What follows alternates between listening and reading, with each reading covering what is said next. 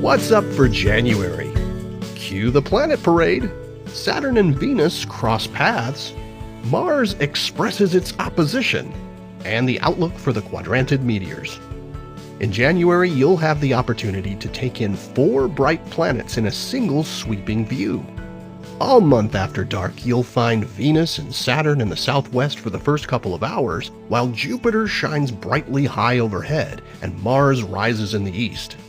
Uranus and Neptune are there too, technically, but they don't appear as bright planets. These multi-planet viewing opportunities aren't super rare, but they don't happen every year, so it's worth checking it out. Now, these events are sometimes called alignments of the planets, and while it's true that they will appear more or less along a line across the sky, that's what planets always do. That line is called the ecliptic, and it represents the plane of the solar system in which the planets orbit around the Sun. This is, incidentally, why we sometimes observe planets appearing to approach closely to each other on the sky, as we view them along a line while they careen around the cosmic racetrack. This is exactly what we'll be seeing from Venus and Saturn as they head for a super close approach in mid-January.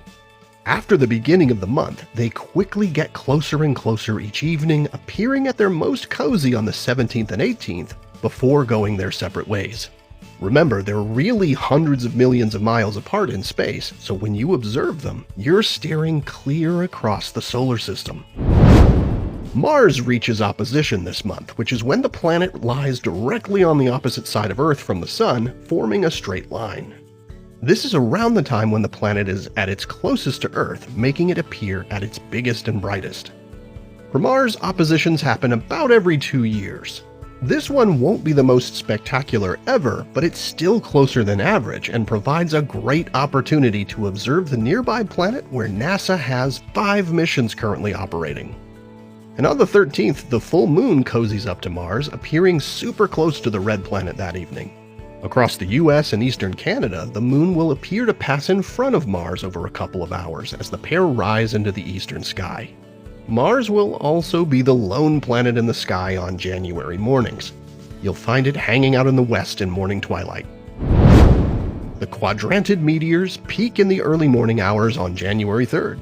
Interference from moonlight won't be a problem, as the moon is a mere crescent and sets early in the night. The way to see the most meteors is to observe after midnight from clear, dark skies away from bright city lights and let your eyes adapt to the dark. The meteor rate will be highest as dawn approaches, and you'll see more meteors from rural locations than in the suburbs. Now, this is